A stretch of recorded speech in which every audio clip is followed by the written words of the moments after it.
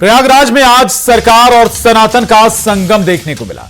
UP के CM Yogi Adityanath ने संगम नगरी में कैबिनेट बैठक की, जिसमें प्रयागराज के साथ ही प्रदेश के विकास के लिए बड़े फैसले लिए गए। बैठक के बाद सीएम ने अपने 54 मंत्रियों के साथ संगम में पवित्र स्नान किया, पूजा पाठ किया, भव्य आरती हुई। ऐसा ही नजारा एमपी में भी दिखने वाला है। धार्मिक नगरी महेश्वर में 24 जनवरी को मोहन कैबिनेट की बैठक होने वाली है। इस बैठक में भी कई बड़े फैसले लिए जाने की उम्मीद है। अब कैबिनेट की बैठकें तो आए दिन होती हैं, लेकिन प्रयागराज और महेश्वर की बैठक कुछ अलग संदेश देती जान पड़ती है। धार्मिक स्थानों पर बैठक क्या विकास का हिंदू विचार है? महाकुंभ टू महेश्वर क्या सरकार का सनातन चैप्टर है? आज इसी मुद्दे पर करेंगे चर्चा, लेकिन पहले यह रिपोर्ट देखिए।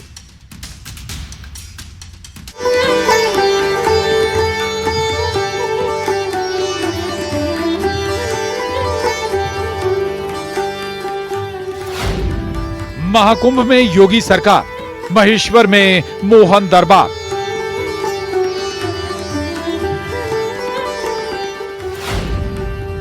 आस्था का संगम, विकास का राजधर्म।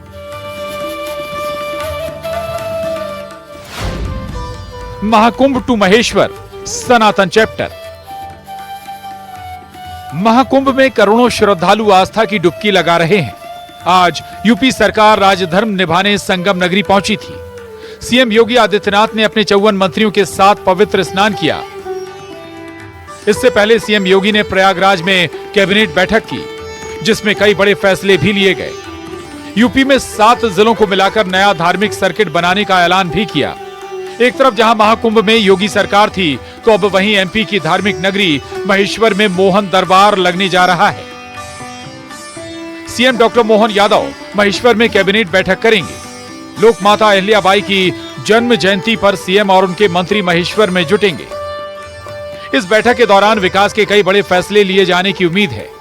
विपक्ष इस बैठक पर सवाल भी खड़े कर रहा है, लेकिन सरकार एक नई मिसाल पेश कर रही है। महाकुंभ टू महेश्वर क्या यह विकास का सनातन चैप्टर है?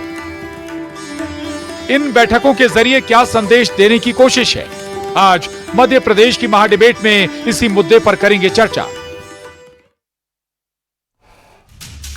और इन बैठकों के जरिए क्या संदेश देने की कोशिश है, ये जानने की कोशिश करेंगे, लेकिन पहले जान लेते हैं आज के सवाल। और महाडिबेट के आज के बड़े सवाल हैं, धार्मिक स्थलों पर बैठक, आखिर क्या है इसका संदेश? कैबिनेट का स्नान, यह दूसरा सवाल है। कैबिनेट का स्नान हिंदू एकता का क्या आह्वान है? ये तीसरा और आखिरी सवाल महाडिबेट का, महेश्वर में बैठक, आखिर क्या है मकसद? ये महत्वपूर्ण सवाल है और इन सवालों के इर्द गिर्द भी हम चर्चा को आगे बढ़ाएंगे, लेकिन सबसे पहले आपको अपने बेहद खास मेहमानों से मिला देते हैं जो इस चर्चा में महत्वपूर्ण भूमिका निभाएंगे। फिरोज सिद्दीकी साहब हैं, कांग्रेस प्रवक्ता है हमारे साथ, बहुत स्वागत है आपका। पीरजादा तौकीर निजामी साहब हैं, प्रवक्ता IUML, आपका भी स्वागत है। संजय त्रिपाठी जी, वरिष्ठ पत्रकार, स्वागत है आपका। पंकज चतुर्वेदी जी, प्रवक्ता BJP, आपका भी बहुत स्वागत है। और आचार्य राज मिश्रा जी हमारे साथ इस चर्चा में जुड़ रहे हैं, आपका भी बहुत स्वागत है। बहुत महत्वपूर्ण है, एक तरफ योगी आदित्यनाथ कुंभ क्षेत्र में कैबिनेट बैठक कर रहे हैं, पूरी कैबिनेट के साथ डुबकी लगा रहे हैं। दूसरी तरफ अगर मध्य प्रदेश का जिक्र करें तो महेश्वर में भी कैबिनेट बैठक होने जा रही है। तो यूपी में एक सर्किट अनाउंस कर दिया गया, धार्मिक सर्किट। मध्य प्रदेश में पहले भी शिवराज सिंह चौहान ने भी इस तरह के सर्किटों का अनाउंस किया है। राम वन गमन पथ का भी जिक्र हुआ, उसी को कमलनाथ सरकार भी आगे बढ़ाती नजर आई। मोहन यादव जी आए तो उन्होंने भी कृष्ण क्षेत्र को, जो कृष्ण से जुड़े हैं मध्य प्रदेश में, उन्हें भी रीडेवलप करने की बात कही। ऐसी बहुत सारी बातें हैं, लेकिन सवाल ये, पंकज चतुर्वेदी जी, क्या आप सरकारों का बगैर धार्मिक आयोजनों में शामिल हुए चलता नहीं है क्या? चलता नहीं है। अभी जो अब तक था ना कि चलता है, उसी को हम ठीक करना चाहते हैं जी। वो जमाने गए जब सनातन के आड़ में तुष्टीकरण की दुकानें चली लोगों की, और सनातन को चलता है, कोई अंतर नहीं पड़ता। क्यों नहीं अंतर पड़ता? ये देश सनातन देश है। इस देश में सनातन के भाव भावना के आधार पर राज पद्धति की पुरानी प्रक्रिया है। अब महेश्वर का प्रशांत जी उल्लेख करते, लोक माता अहिल्याबाई ने, आज तो उनकी 300वीं जन्म जयंती का वर्ष है। आज से 300 वर्ष पूर्व इसी भारत भूमि पर सनातन परंपराओं के तहत स्त्री राज की, वो महिला शासक थी। 300 वर्ष पूर्व भारत जैसे राज्य में हमारे इस इंदौर के होलकर वंश की उस क्षेत्र की एक महिला शासक, और ऐसी लोकप्रिय शासक के जिनको लोक माता के रूप में पूजा जाता हो कि वो पूरे लोक की माता थी, और उन्होंने सनातन संस्कृति के लिए उस क्षेत्र में रहकर अयोध्या से लेकर सोमनाथ तक सनातन के मंदिरों के वैभव के जीर्णोद्धार के अहिल्याबाई का काम। अहिल्याबाई हाँ। उनका मैं तो समझ गया, लेकिन पंकज ये बताइए, ये खबर तो ये भी है कि ना कि भाई सिंघल से पहले तमाम जो धार्मिक शहर हैं वहां पर ऐसी कैबिनेट बैठक आपकी सरकार करेगी? तो प्रशांत जी, उसमें मैं ये जानना चाहता हूं कि उसमें कांग्रेस की आपत्ति क्या है? यदि भारत की भूमि पर भारत के संस्कार, संस्कृति, सनातन परंपराओं के आधार पर यदि कोई सरकार उस सेवा कार्य को संपन्न करे तो आपत्ति क्या है? और यदि ये सब कार्य भारत भूमि पर नहीं हो तो क्या हम पाकिस्तान, अफगानिस्तान, बांग्लादेश में जाएंगे? और हम इससे सनातन क्या बोलता है? विश्व का कल्याण हो, प्राणियों में सद्भावना हो। कौन सा ऐसा धर्म है प्रशांत जी जो पेड़ पौधे, पशु पक्षी, पर्वत, पहाड़, नदी सबकी पूजा करता हो, जो विश्व के कल्याण की कामना करता हो, प्राणियों में सद्भावना की बात करता हो? हम किसी से बैर की बात करते ही नहीं है। तो यही तो समस्या है और यही हमारा भाजपा का भाव है, सबका साथ, सबका विकास, सबका विश्वास और सबका प्रयास। अब कांग्रेस के पेट में न जाने क्यों दर्द है, समझ में नहीं आता। इनकी तुष्टीकरण की प्यास खत्म नहीं होती प्रशांत जी। फिरोज सिद्दीकी साहब हैं। फिरोज सिद्दीकी जी, तुष्टीकरण की सियासत तो कांग्रेस करती आई, पंकज जी एक लाइन में कह रहे हैं, लेकिन दूसरी बात यह कि अगर हम फिर मध्य प्रदेश सरकार की बात करें तो चाहे जन्माष्टमी की बात हो या फिर मकर संक्रांति की बात हो, इस मौके पर सरकारी तौर पर आयोजन हुए, क्या आपके नजरिए से ठीक था?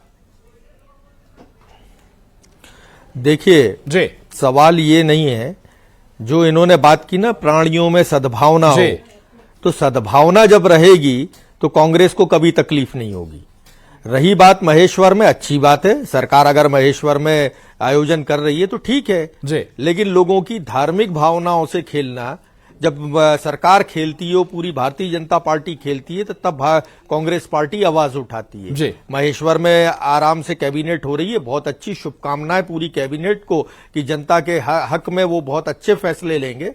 जैसे एक इससे पहले कई वर्षों से बात चली आ रही है कि नर्मदा में जो दूषित जल मिलता है उसकी साफ सफाई हो जाएगी, जो प्राणियों में सद्भावना हो, तो जो प्राणी है वो जीव जंतुओं की पूजा होती, तो जीव जंतु आज की तारीख में जो है बहुत नर्मदा की जो है दूषित होने के कारण ही जो है जीव जंतु खतरे में, वहां की बायोडायवर्सिटी खतरे में। ये मैं नहीं कह रहा हूं, ये तो रिपोर्ट्स आई हैं एनवायरमेंटल मिनिस्ट्री ऑफ एनवायरमेंट की। और जो नर्मदा की धारा है उसमें जो अवैध खनन हो रहा है उसको भारतीय जनता पार्टी रोकेगी। हम एक जांच बिठा के गए थे जिसमें ये पेड़ पौधे लगाए जाएंगे नर्मदा के तट पर, और उसमें जो भारी घोटाला हुआ था उमंग सिंगार जी ने ही वो जांच बिठाई थी, उसका क्या असर हुआ और क्या आखिरी का उसका आउटकम है वो सरकार निकाल के देगी। तो हमारा कहना यह है कि धार्मिक भावना, लोगों की भावनाएं मत दिखाइए, भावनाओं से मत खेलिए, जमीन पर काम करिए। आपने बड़ी बात कह दी। 3 मेहमान हमारे साथ और हैं, उनके पास जाऊं, लेकिन पंकज जी जल्दी एक छोटा रिएक्शन इस पर। भावनाओं से मत खेलिए, जमीन पर काम करिए। प्रशांत जी, जमीन पर ही तो काम कर रहे हैं, जब तो वो बीमारू मध्य प्रदेश आज विकसित मध्य प्रदेश है, आज मध्य प्रदेश संपन्न मध्य प्रदेश है।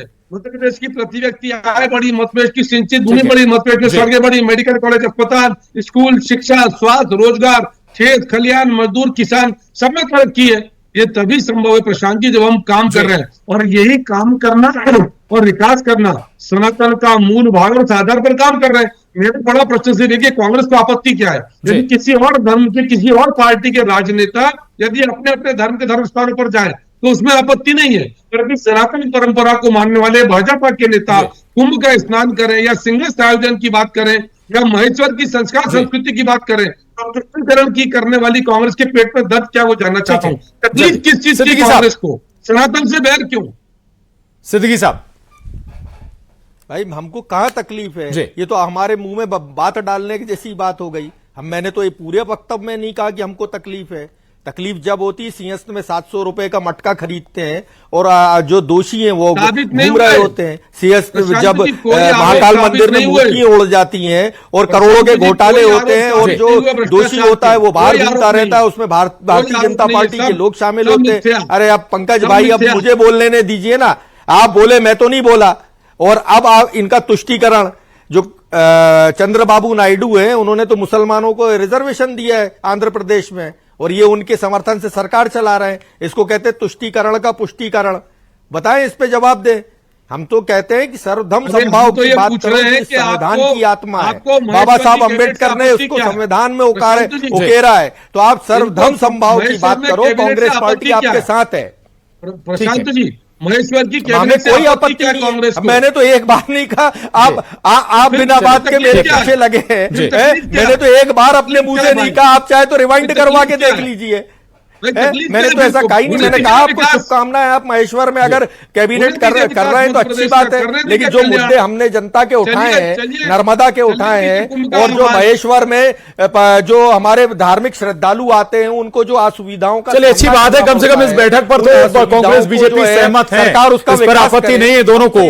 मैं रोकूंगा आपको, और मेहमान हमारे साथ हैं पीरजादा तौकीर निजामी साहब। अगर अलग अलग जगह धार्मिक स्थलों पर कैबिनेट बैठक होती है तो इसके कई फायदे ही हैं। अगर एक नजरिए से इकोनॉमिक दृष्टि से देखें तो अर्थव्यवस्था बढ़ेगी, वहां के क्षेत्र का विकास भी होगा, वहां की जमीनी स्थिति भी सरकार समझ पाएगी। कोई आपत्ति तो नहीं है आपको? प्रशांत जी बहुत शुक्रिया। देखिए, इंडियन यूनियन मुस्लिम लीग पूरी तरह से इस बात कहना चाहती है आपके चैनल के माध्यम से कि हमको आपत्ति इस बात को लेकर है, क्या आस्था के हिसाब से सरकार चलेगी जी, क्या धार्मिक स्थलों पर ही कैबिनेट कर कर सरकार चलेगी? सरकार चलती है संविधान से, और संविधान से मोहन सरकार चल नहीं रही है मध्य प्रदेश में। भय है, भूख है, भ्रष्टाचार है, महिलाएं सुरक्षित नहीं है, बच्चियों का बलात्कार हो रहा है, और तो सबसे बड़ी बात है कि कलेक्ट्रेट के बाहर लोग आत्मदाह करने को तैयार हैं। तो मोहन सरकार को सबसे पहले ये तो सोचना होगा कि मध्य प्रदेश में आप ये हिंदू मुस्लिम खेलकर या धर्म की आड़ लेकर, तो फिर या तो फिर धर्म के हिसाब से ही चला लीजिए आप। इसका मतलब संविधान की शपथ लेते हो आप, संविधान की शपथ लेने के बाद जाकर आप आस्था के आधार पर धर्म की आड़ ले रहे हो। मुझे लगता है कि भारतीय जनता पार्टी जो बैसाखियों पर टिकी हुई सरकार है केंद्र की, कहीं ना कहीं इनको ये लगने लगा है कि अब धर्म से ही नैया पार होगी, क्योंकि इनके मुद्दे, इनके बहुत सारी चीजें, अब पहले पुरुषोत्तम श्री राम जी के नाम से सब जुड़ा हुआ था इनका, अब ये आस्थाओं कहीं डुबकी लगा रहे हैं, कैबिनेट कर रहे हैं, ये धर्म स्थलों पर ले जाकर इस तरह की कर रहे हैं। भाई किसान परेशान है, नौजवान परेशान है, महिलाएं परेशान है, उनके रोजगार के बारे में कौन सोचेगा, ये तो बताएं प्रशांत जी। निजामी साहब ने बहुत सारे सवाल उठा दिए हैं, एक एक रिएक्शन आचार्य राज मिश्रा जी आपका भी। धर्म की आड़ यहां पर ली जा रही है, दूसरा ये कि आपत्ति है कि क्या इस तरह से सरकार चलेगी क्या।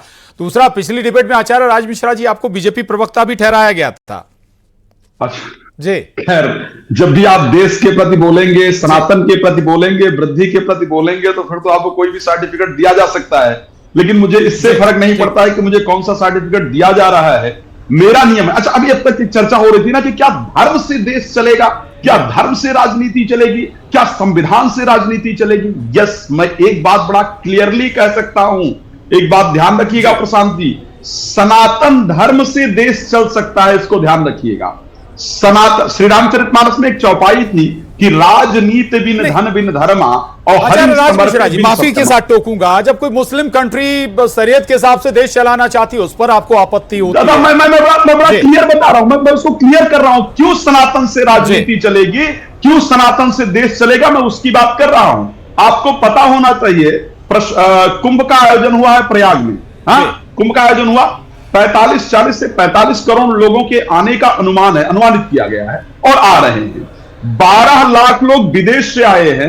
आप सबको पता होगा टोक्यो पूरे विश्व का एकमात्र ऐसा शहर है जहां पर सबसे ज्यादा आबादी रहती है।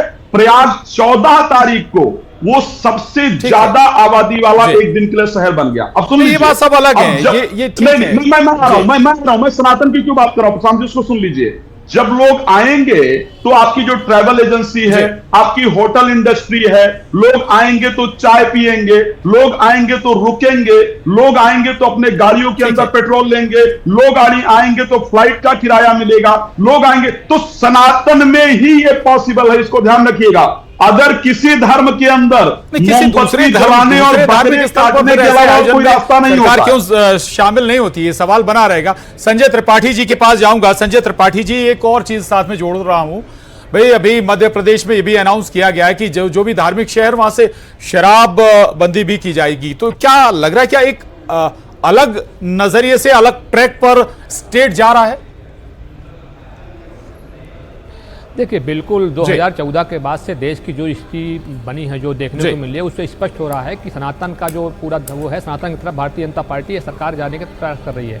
अब अगर अपन बात करें मध्य प्रदेश की, तो मध्य प्रदेश में जैसे आपने बताया कि 24 जनवरी को वहाँ पर कैबिनेट की बैठक होने वाली है। तो कैबिनेट की देखिए, जो राजनेता जो होते हैं, कोई भी काम करते हैं, उनके लिए राजनीति जरूर होती है, उसके पीछे कहीं ना कहीं कोई ना कोई राजनीति होती है। तो अगर 24 जनवरी को जो बैठक हो रही है मंडलेश्वर में, वो बैठक पीछे स्पष्ट है कि आने वाले दिनों में उज्जैन में सिंहस्थ है, तो सिंहस्थ है, उसके पीछे वजह है कि सिंहस्थ की तैयारी करने के हिसाब से ये बैठकें हो रही हैं। और दूसरी बात यह है कि बैठक होने में कोई नुकसान भी नहीं है। अगर बैठकें, कैबिनेट की बैठक अगर प्रदेश के अलग अलग शहरों में, चाहे वो इंदौर हो, उज्जैन हो, और जो भी शहर है, रीवा हो, जबलपुर हो, अगर अलग अलग जगह बैठकें होंगी तो उस शहर का विकास होता है और लोग देखते हैं कि बैठकें किस तरह होती हैं। तो बैठक होने में कोई बुराई नहीं, लेकिन ये जरूर है कि जो बैठकें होती हैं कैबिनेट की, अगर ये मंडलेश्वर वाली हो रही है या तो क्योंकि ये धार्मिक प्लेस है, तो वहां पर कुछ पीछे वजह यह है क्योंकि आने वाले समय में सिंहस्थ है, सिंहस्थ को देखते हुए सरकार ने ये बैठकें की है, क्योंकि हिंदुत्व का जो एजेंडा उनका और आगे बढ़ा। और एक बात और है कि दिल्ली में भी विधानसभा चुनाव होने वाले हैं, तो इसका कहीं ना कहीं प्रभाव इसका उस चुनाव में भी पड़ेगा। जैसे यूपी में जो कैबिनेट बैठक आज हुई है, वहां पर उन्होंने की है प्रयागराज में, वहां के सीएम योगी आदित्यनाथ जी ने, तो इसका कहीं ना कहीं इफेक्ट दिल्ली का चुनाव भी नजदीक है, होने वाला है फरवरी में, 4 फरवरी को, तो उसका कहीं ना कहीं इसका उसके में असर पड़ेगा। बिल्कुल ठीक बात आपने कही त्रिपाठी जी की। ये बात तो तय है कि कोई भी सरकार अगर कोई कदम उठा रही तो उसके पीछे राजनीतिक निहित जरूर होता है। राज मिश्रा जी, जल्दी छोटा कमेंट, फिर मैं और जाऊंगा। राज मिश्रा जी, बात सुनने को मिल रही है जब भी मैं किसी प्रवक्ता को सुनता हूं, हिंदुत्व को बढ़ाने के लिए काम कर रही है, सनातन को बढ़ाने के लिए काम कर रही है। अरे भाई, ये देश आजाद ही दो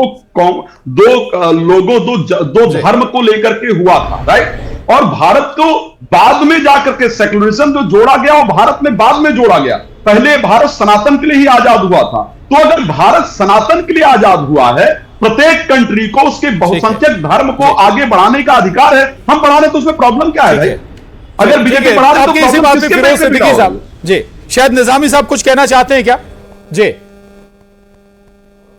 जी, मैंने बिल्कुल कहा कि आप धर्म के नाम पर, आस्था के नाम पर संविधान की धज्जियां उड़ाने के लिए क्यों तैयार हैं? महाराज, बहुत अदब के साथ आपसे कहना चाहता हूं कि हमारे ये गुलदस्ता है हिंदुस्तान, यहाँ सारे धर्म के लोग रहते हैं, यहाँ हिंदू भी रहता है, सिख भी रहता है, ईसाई भी रहता है, सबकी भावनाओं का आपका ख्याल रखना पड़ेगा। एक धर्म के आधार पर आप कोई भी फैसला नहीं कर सकते। आपको बैठाना है तो पहले यहाँ के मूल मुद्दे हैं मध्य प्रदेश के, महिलाएं परेशान है, बच्चियों का बलात्कार हो रहे हैं, इस पर चर्चा कौन करेगा? या सिर्फ वोट की राजनीति करोगे, धर्म के नाम पर राजनीति करोगे? सिर्फ गुरुदेव वही कहना चाहते हैं कि ये इंडियन यूनियन मुस्लिम लीग इस तरह के किसी भी कार्य का विरोध करती है जहां धर्म की और आस्थाओं की आड़ ली जाती है।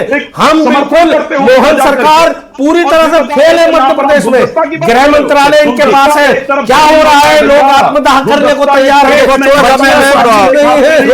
रोजगार नहीं मिल रहा है, भ्रष्टाचार है, रोज ठीक है। उस पर अलग तरीका सरकार ने अपनाया है, मोहन सरकार ने, मैं फिर बोल रहा हूं, मोहन सरकार का ये अलग अंदाज है। न केवल धार्मिक जगहों पर कैबिनेट की बात है, बल्कि इन्वेस्टर समिट का भी अब अगर हम जिक्र कर लें, बड़े शहरों को छोड़कर छोटे जगहों पर गए हैं। स्वाभाविक है, मकसद एक बेहतर है कि भाई आपको आर्थिक गतिविधि आपके पूरे स्टेट में हो। तो नहीं लगता कि एक डिफरेंट अप्रोच है सरकार की? फिरोज सिद्दीकी साहब, देखिए, आप महेश्वर की जो महेश्वर की बात हो रही है, कल ही जीतू पटवारी जी और उमंग सिंगार जी के पास एक बिटिया आई, उसने कहा कि 86% से ज्यादा मेरे मार्क्स हैं, लेकिन ना तो मुझे स्कूटी मिली, ना ही मुझे लैपटॉप मिला। 23-24 की भी लोगों को नहीं मिला, तो वो बिटिया महेश्वर की थी। तो ये कैसी सरकार है जो सरकार आपके द्वार जा रही है? हम कह रहे हैं कि आप धर्म, अच्छी बात है, भारत जो है सनातन संस्कृति का देश है, ये कॉन्स्टिट्यूशन में भी लिखा है सर्वधर्म समभाव। आप सद्भावना की बात करिए, हर धर्म की बात करिए, सबको अधिकार देने की बात करिए और काम करके दिखाइए। आप कह रहे हैं इन्वेस्टर समिट हो रही है, भाई 20 साल